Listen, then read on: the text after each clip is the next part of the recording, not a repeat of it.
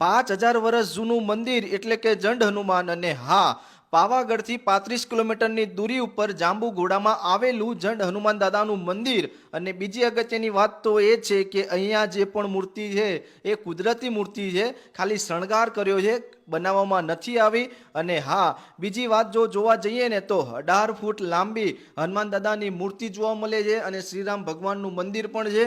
તો એકવાર અહીંયા તમે અચૂક વિઝિટ કરો, અને વિઝિટ તો કરી જશે. અને બીજી અગત્યની વાત તો એ છે કે તમને અહીંયા પાંડવો જે સમયે વનવાસમાં આવ્યા હતા તે સમયની એટલે કે ઘંટી એટલે ભીમની ઘંટી પણ તમને અહીંયા જોવા મળે છે. અને હા, બીજી અગત્યની વાત તો એ પણ છે કે અહીંયા મસ્ત મજાના વાંદરા છે, તમે એમને કેળા ને ફળ ફ્રૂટ એવું બધું આપી શકો છો. બાકી અહીંયા દ્રૌપદીને તરસ લાગી હતી અને અર્જુને એક બાણ મારીને જે પાણી કાઢ્યું હતું, અત્યારે કુવા જેવું છે, એ પણ અહીંયા તમને જોવા મળશે. તો એકવાર તમે જાંબુઘોડા એટલે કે જંડ હનુમાન દાદાના મંદિરે અચૂક વિઝિટ કરો. અને તમે પણ ગયા છો કે નહીં એ પણ અચૂક કોમેન્ટ કરો.